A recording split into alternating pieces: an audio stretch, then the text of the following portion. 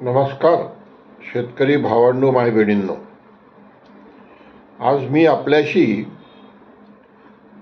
साखर ऊस याचं राजकारण आणि अर्थकारण याच्यावर आपल्याशी चर्चा करणार आहे. ऊस आणि साखरेच्या राजकारण आणि अर्थकारणावर चर्चा करण्याकरता मी याच्याकरता हा विषय निवडला की महाराष्ट्र सरकार, मग ते कोणाचंही असो, ते ऊस उत्पादकांच्या आर्थिक हिताचं रक्षण करण्याकरता फार तत्पर असतं आणि याचं आपण अभिनंदन करायला पाहिजे. मग ते सरकार काँग्रेसचं असो, शरद पवारांचं असो, की आज आता देवेंद्र फडणवीसांचं आहे, याला आमचा विरोध नाही, आम्ही याचं स्वागतच करतो.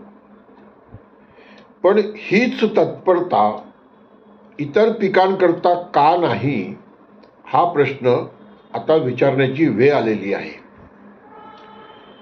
काही दिवसापूर्वी, म्हणजे मी तारीख सांगतो, 13/11/2025लाच मी आमचे मुख्यमंत्री देवेंद्र फडणवीस साहेब यांना एक पत्र लिहिलं होतं. त्याचं कारणच हे होतं, हे ते पत्र आहे आणि ही त्या पत्राची इंग्रजीतली बातमीसुद्धा आहे आणि अनेक वर्तमानपत्रांनी ती मराठीत सुद्धा छापलेली होती. महाराष्ट्राचं जे साखर महासंघ आहे, हर्षवर्धन पाटील त्याचे अध्यक्ष आहेत, यांनी महाराष्ट्र सरकारकडे ही मागणी केली की साखरेची जी MSP आहे 31 रुपये प्रति किलो, ती वाढवून 41 रुपये किलो करण्यात यावी. कारण 2019मध्ये 31 रुपये प्रति किलो ठरवलेली होती. आता 2019मध्ये जी MSP होती ऊसाची, ती MSP होती ती MSP होती 2750 रुपये प्रति टन. ती आता वाढवून 3550 रुपये झाली. म्हणजे जवळपास 29% ऊसाची FRP वाढवण्यात आलेली आहे आणि त्याच्यामुळे 31 रुपयाची MSP साखरेची ती 41 रुपये करण्यात यावी, म्हणजे 30% जवळपास वाढवण्यात यावी.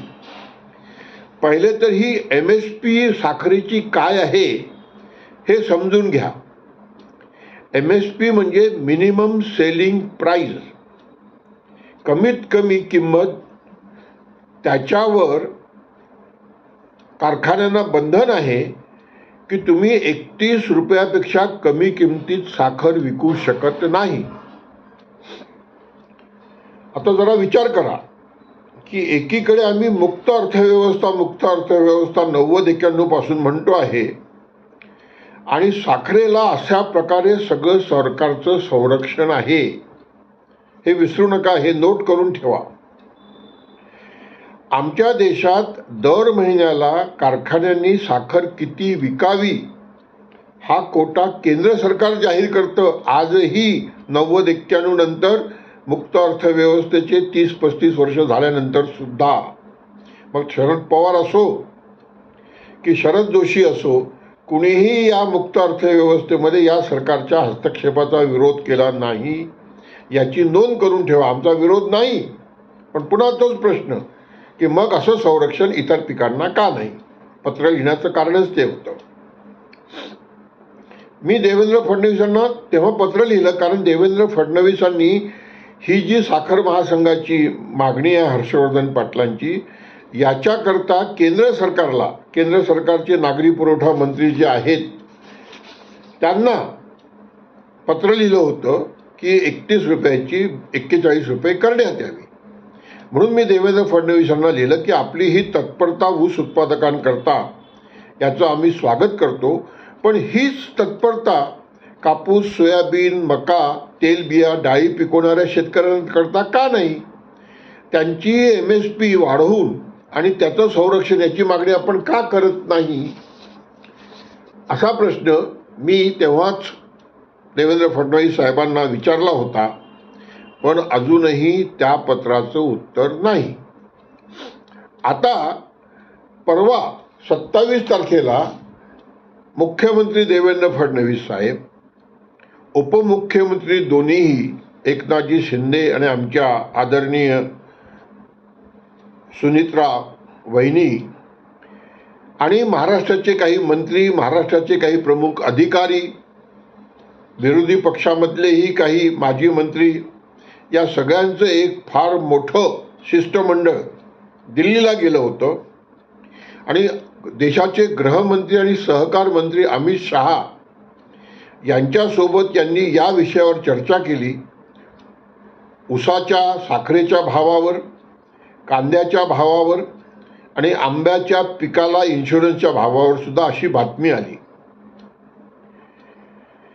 मुख्यमंत्र्यांनी अमित शहा यांना 30 मागणी 31 रुपये MSP साखरेची ही 41 रुपये करावी ही मागणी केली.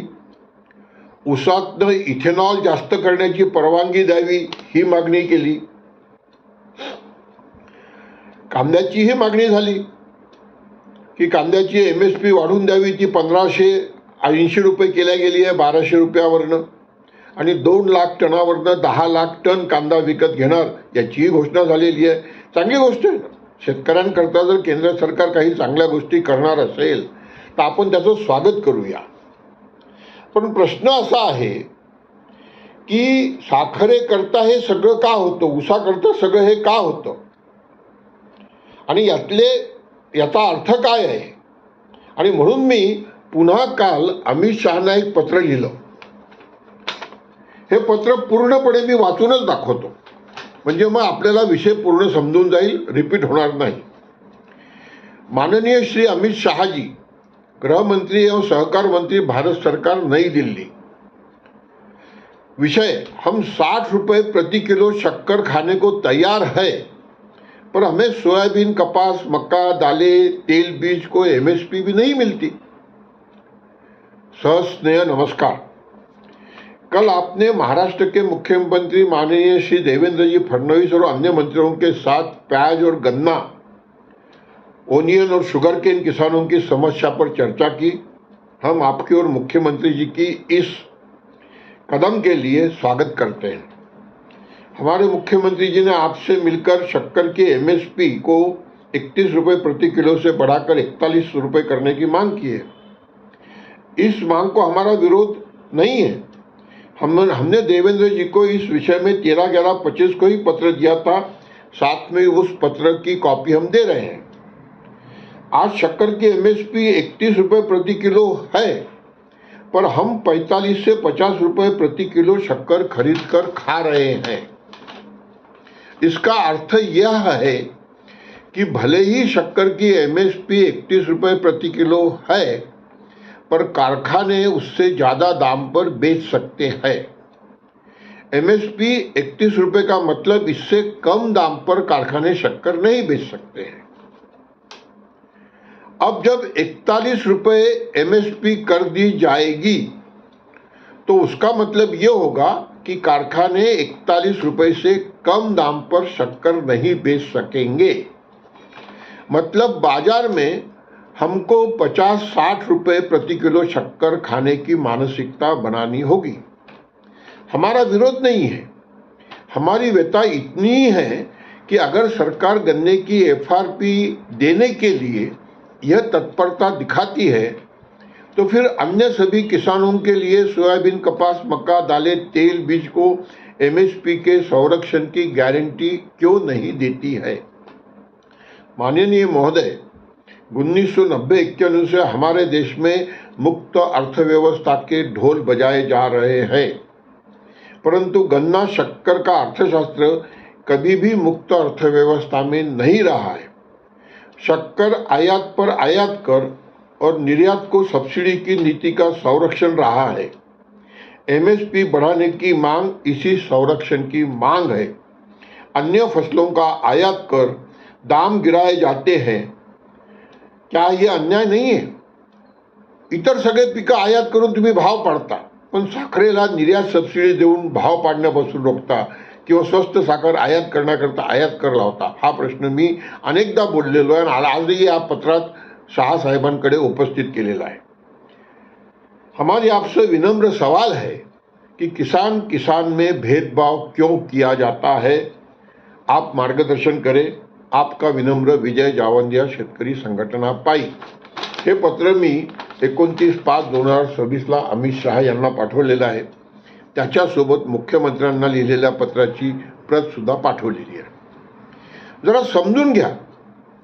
31 रुपये MSP असताना म्हणजे मिनिमम सेलिंग प्राइस, मी जे म्हणतोय की मुक्त अर्थव्यवस्थेत साखर ही कधीही मुक्त अर्थव्यवस्थेत नव्हती.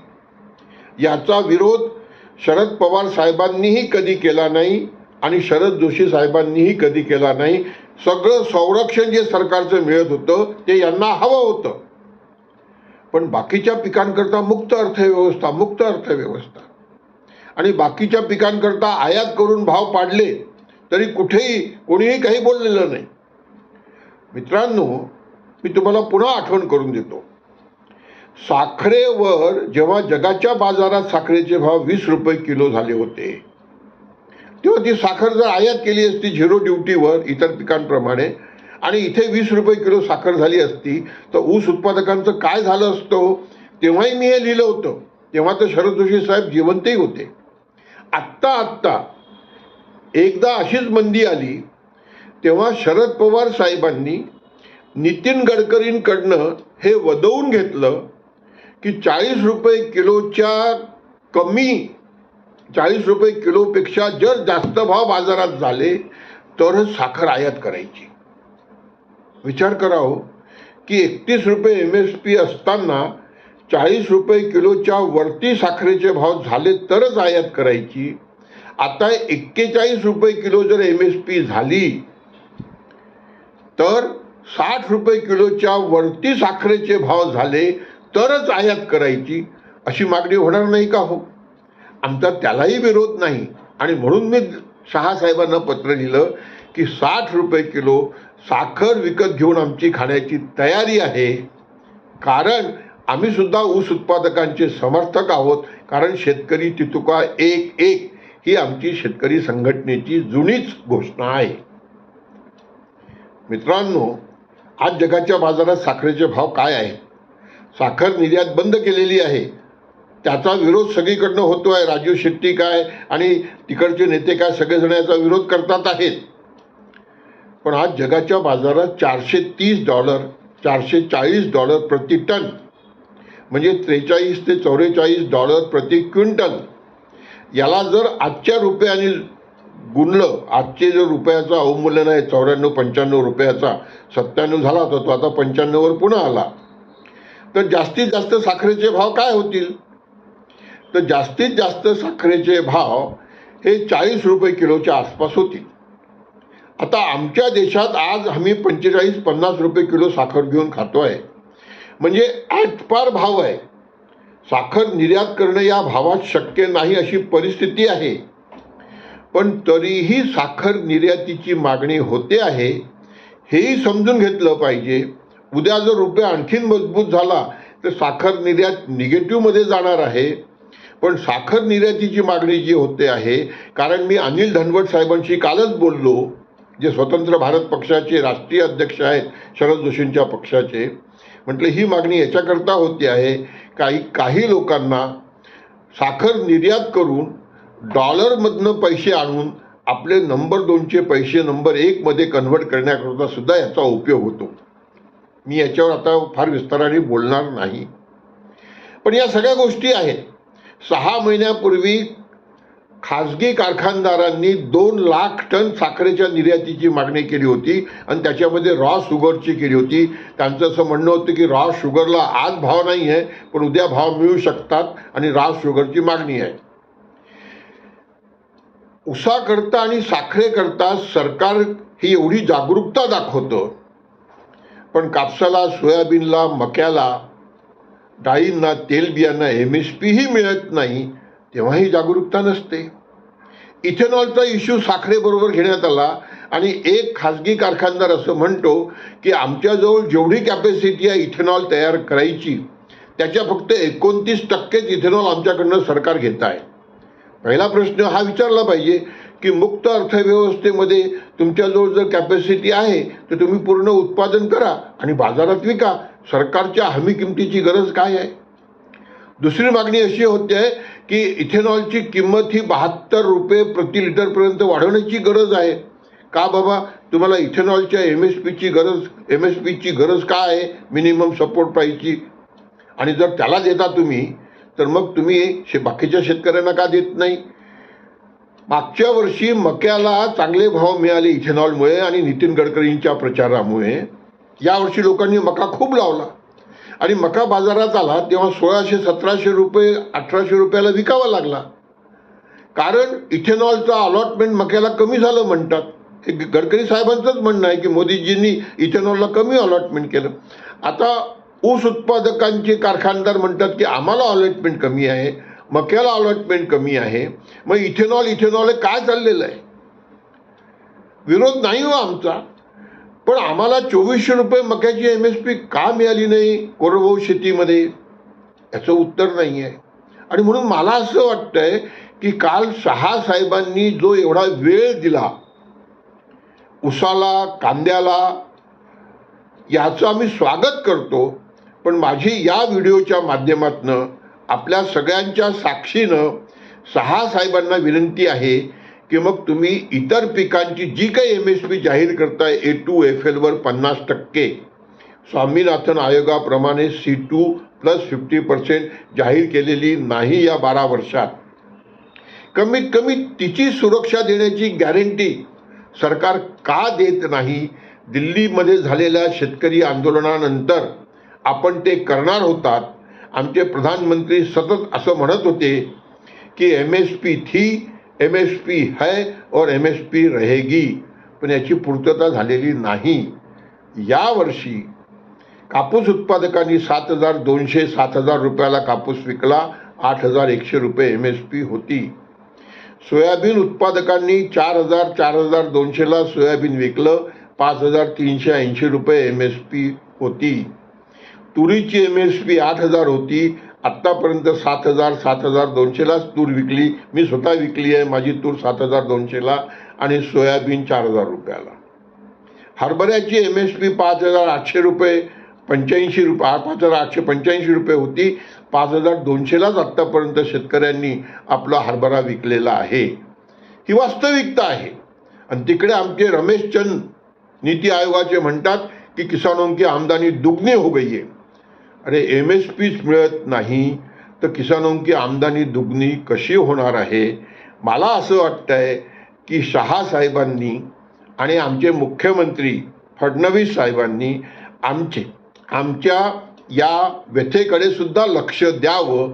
त्याच्याकरता मी हा सगळा व्हिडिओ आज आपल्यासमोर सादर करतो आहे. आपल्याला जर हे मान्य असेल तर आपणही आपल्या भागात याबद्दलची जागृती करावी आणि चर्चा करावी. माझा पुन्हा नंबर सांगतो, 9421727998. कुणाला काही या विषयावर मला जर प्रश्न विचारायचे असतील तर स्वागत आहे. कारण मी बाबासाहेब आंबेडकरांच्या या विचाराशी सहमत आहे की शिका, संघटित व्हा आणि संघर्ष करा.